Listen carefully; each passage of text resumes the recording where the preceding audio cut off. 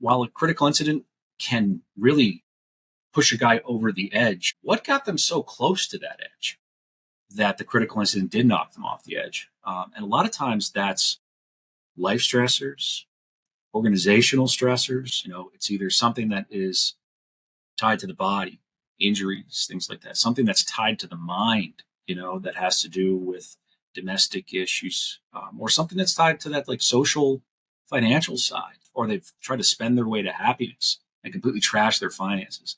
And then that ends up self-medication, all these other issues, and that gets us close to that edge. And the critical incident knocks them off the edge. So your book is a guide for those that are going through these scenarios, right, that you just mentioned.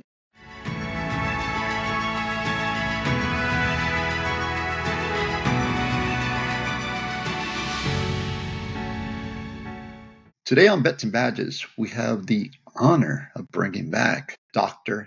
Benjamin Ben Iobst. How are you, brother?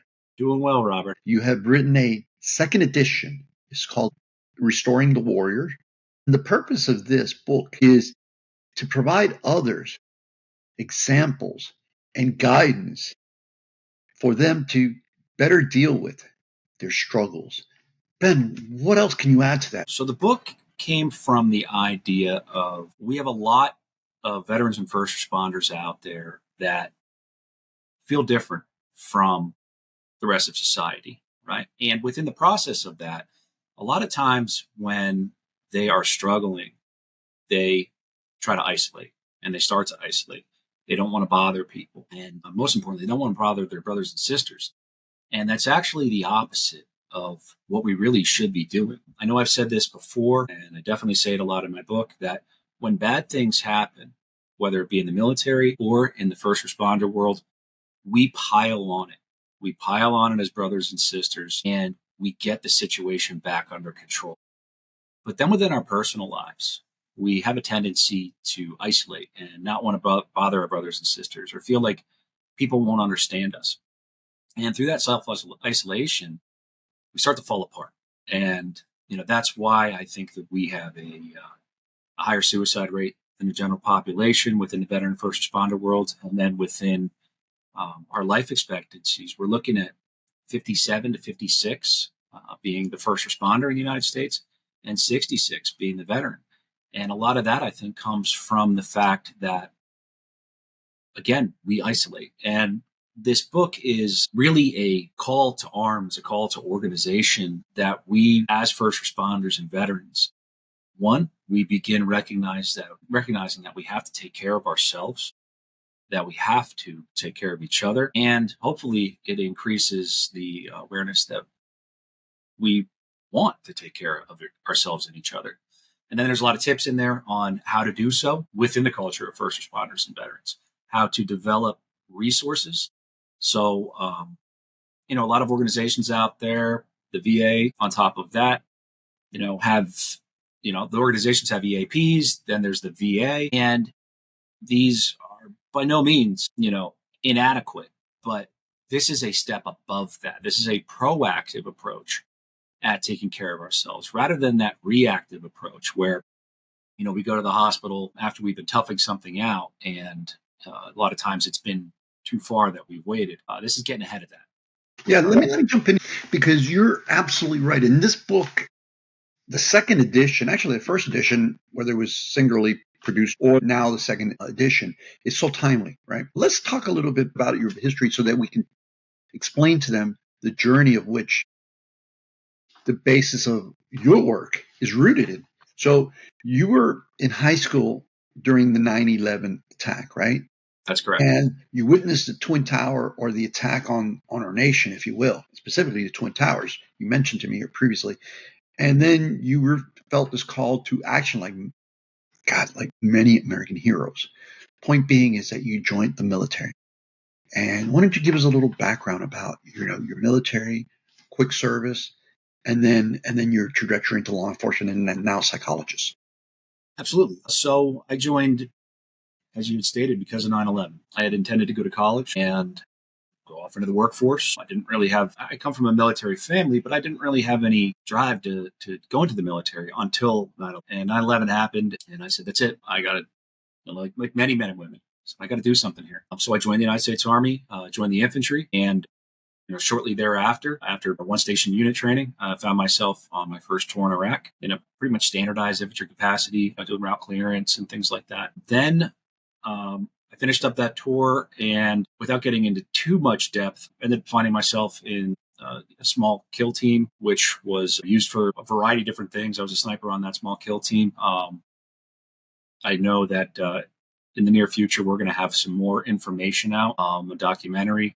Yes, absolutely. We'll be producing, and we're in the middle of, actually, we're at the tail end of the filming and going into editing phase and production phase of Out of the Fire into the Light, the documentary capturing the 20-year journey of our brothers and sisters. Ben, his platoon. For those that are watching this video, look at above his shoulder, his left shoulder. He has a little bit about his background, Purple Heart recipient, commendation recipient, highly decorated human being, but more importantly, a person that has walked the walk. So let's go right back into, again, your journey and your book here. So during that deployment, it was pretty tough. And again, a lot of that's going to be covered in the documentary. Very, very intense. Very, very intense during the Battle of Ramadi. Return home from that, and I end up getting right into law enforcement. I still felt a drive to serve, and I wasn't quite sure exactly how I wanted to serve when I got home. And through my father's coaching, he said, well, get right back into something that you know. So law enforcement was a natural transition for me. The one issue that, one amongst many issues, was I had no idea how to process everything I had experienced during the war. And then you add in, I didn't join a small department that didn't have much going on. I joined a metropolitan police department in a city that had, and it still has some high crime issues. You add in, all the stress from the war with, now I'm a police officer in a metropolitan police department, out there running call to call, seeing pretty difficult things, and slowly but surely started to self-isolate. So first it turned into, I don't want to spend any time with anybody who isn't a cop. Then it's, I don't want to spend any time with anybody who isn't a cop and a combat veteran. And that isolation got worse and worse. Then alcohol starts getting poured onto that. And within a few short years, I was a complete mess. And come 2013, life really began to change for me. So as I also stated, I come from a family of military members. I also come from a family of people who are in recovery from various forms of substance abuse, alcoholism. And that began that journey of recovery, of putting down the bottle, starting to accept the help of other veterans, first responders, my family, my friends. And in the process of that, that's where my life really actually opened up. All these experiences beforehand, while difficult, and, very exciting, I guess would be a word to use for it. They were preparing me for this second piece, which was getting myself healthy, working with other veterans and first responders to do the best I can for our population. And I continued forward in the police world, ended up, getting promoted up and working as a supervisor within law enforcement. I was in charge of the CIT officers within the department that I worked in, which is officers that respond specifically to mental health and drug and alcohol incidents to help those individuals get into different types of treatments, get them healthier, and also as a hostage negotiator. And then I really started to recognize we've got to start to focus on ourselves a bit here too. We were doing a really good job taking care of the public, but maybe not the greatest job taking care of each other. So a couple, guys leave earlier within their career than they probably could have or should have because of mental health, drug and alcohol related issues, because of the traumas of the job.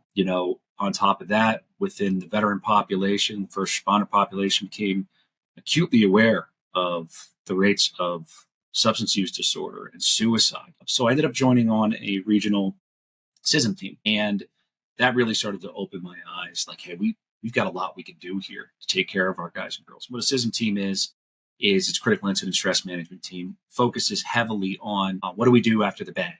What do we do after the bad incident? Taking care of one another, in that capacity. But the one thing that was missing there was, while a critical incident can really push a guy over the edge, what got them so close to that edge that the critical incident did knock them off the edge? And a lot of times that's life stressors, organizational stressors from law enforcement work, from first responder work, because it is very similar in our other organizations, such as fire and EMS and the other first responder groups out there. And those life stressors really come in three different forms. It's either something that is tied to the body, injuries, things like that, something that's tied to the mind, that has to do with domestic issues, or something that's tied to that like social, financial side, where they just don't have the right supports around them. They don't have, or they've tried to spend their way to happiness and completely trash their finances. And then that ends up self-medication, all these other issues, and that gets us close to that edge. And I think then the critical incident knocks them off the edge. So your book is basically a guide for those that are going through these scenarios, right, that you just mentioned.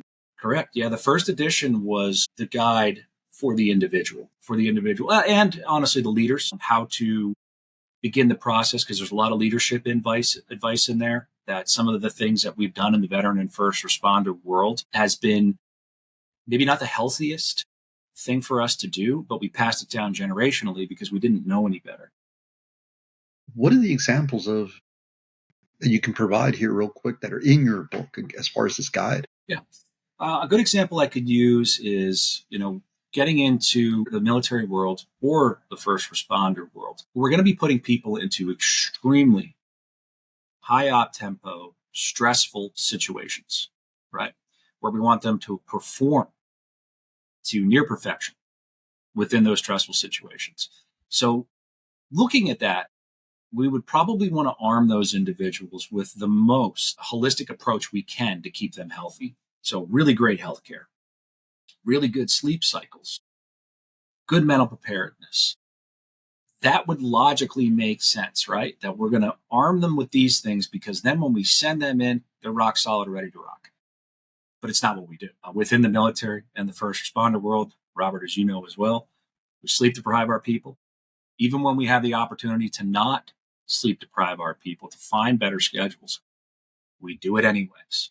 Why? Because it's always been done that way. On top of that, there's a mixture of grit is good. So grit and ability to tough things out, absolutely essential. But there's a level that we push it too far. You need to just tough everything out, have no balance. So no more of this suck it up buttercup. Well, some things do need to be sucked up. I mean, it is still the military and the first responder world, but knowing when to back off and to properly take care of our warriors so that they are the most straight and sharp blade available, rather than about to break, extremely rusty and nicked up. We want to maintain our people so that they are healthy, and also so that down the line, they can retire out into the civilian world and be leaders amongst us. Because who better to lead our society in chaotic times than those that know how to bring order to chaos? The one thing that we don't do is train people or help them in that transition out of law enforcement or out of the military, which I know that you experienced not once, but twice in your life. Further, let's talk about that transition period and the importance of a guide such as the Restoring the Warrior. The first edition, which is completely in the second edition, really details a lot of that. So we need to have exit strategies for individuals, preparing them for civilian life. But on top of that, we also need to make sure that they're healthy during. And that's something that is really missed in a lot of capacities, where we're going to out-process somebody. And generally, it is done pretty quickly. The military has gotten a little bit better. It's a longer, more in-depth process than it used to be. Law enforcement-wise, there isn't much. One day you're there, then you're turning your stuff in, and the next day you're a civilian. Whereas the military, there was a little bit of a week-long out-processing process. But increasing that so that we're helping our men and women to be healthy within their retirements, because most of us and especially anybody that serves in the first responder or military world knows that we don't retire at 75. Right? We're retiring, but with enough time to have an entire second career. And within that, making sure that the person is healthy for that. So for anybody out there that's listening to this, that will view this, that's getting ready or considering retiring, listen up. This is really important. This is really for you right now. Absolutely. And for those that are still serving, because this helps you stay healthy during, so that there's not as much to unpack and unload and have to repair when you do retire, when you do exit service. And then the whole second half of this book. So the first half is really I'll put it into military and first responder terms. The first half is the how to shoot, right? It's how to use your weapons, the basics of marksmanship, and how to properly use and maintain a weapon. The second half of the book, so the second edition, the new second half, is how to create the support groups and the support meetings, the post-traumatic growth meetings that maintain that. So the second half is how to create weekly or monthly support groups of warriors, military and first responders, to take care of each other, to share our strength with each other. And it's like going to the range. It's practicing those skills that we talk about in the first half of the book. And we've seen a lot of local growth. This really came out of, we published the first half of the book. We started doing some meetings and people started reaching out saying, hey, we're hearing about these things. How do we create one? And we started putting together a meeting guide and the how to, do the guide. And then we said, we should also add in some reflections of people that attend these meetings. So veterans, first responders, veterans going back all the way back to Vietnam, straight through to, guys that just got out of the service, first responders from every walk of first responder life, talking about their experiences of post-traumatic growth. And what those are is those actually start the meeting. Those are read off, and that starts the thought process of the meeting. And the next hour and a half is talking about the growth side of trauma. How do we put what we've experienced to work in a positive way, in a purpose-driven way in our lives? And again, it has been an amazing journey. And combining the veteran and first responder world has been really cool as well, because what we've seen within that is that the veterans generally still want to serve in some capacity, but they're looking for purpose, right? And then the first responders, they're currently serving, but a lot of times they're beaten down, especially with, how society's been lately within the media. A lot of first responders are really, really beaten down. So now you combine these two groups. You have people that are looking for a place to serve, that have a history of service, served honorably, and you mix them with people who need purpose and motivation. You mix them together, and all of a sudden now you have this amazing symbiotic relationship going on where the veterans are supporting the first responders in the room, the first responders are supporting the veterans in the room, and the growth begins. And it is really, really cool. So again, the second half of the book is how to do it.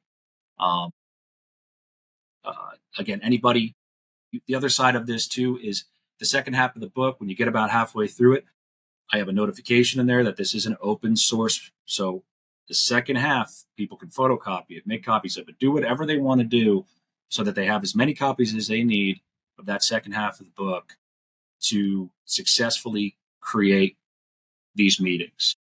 I have to tell you that 10 years into retirement from police work, I am coming to terms with a lot of the baggage I carried from my days of serving.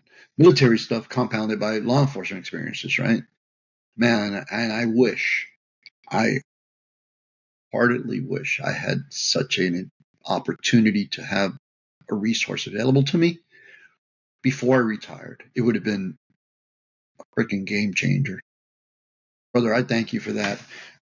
You're in Pennsylvania, right? And if someone wanted to get a hold of you, where can they get a hold of you or buy the book? So the best way to get to the book is Amazon.com. That's where it's located. Just look up Restoring the Warrior, a guide to veteran and first responder wellness, second edition. The first edition, I did depublish it so that you should only be getting to the second edition. But if you accidentally are finding yourself looking at the first edition, get the second edition. That's the part that has both both pieces of this in it. It's a blue cover. And then to get a hold of me, best way would be shoot me an email if you wanted to talk to me, and that's BIOBST at bticonsultingservice.com. Any parting words? I think that, what I had said earlier is key. By keeping us as first responders and veterans as mentally, physically, spiritually, and socially healthy as we possibly can, it allows us to stick together, to take care of one another, and to move forward to be leaders in our communities that, again, we know how to deal with chaos. We know how to find order in chaos. And if we're also healthy in the process of all this, we have an unlimited amount of good that we can do. Yeah, thank you. Thank you. Continued service. True American hero. We have been speaking with Dr. Benjamin Ben Iobst. He is a psychologist. Incredible human being. He's a combat veteran. He's a retired police officer and a leader currently helping officers and first responders across the country. Look forward to speaking with you next time.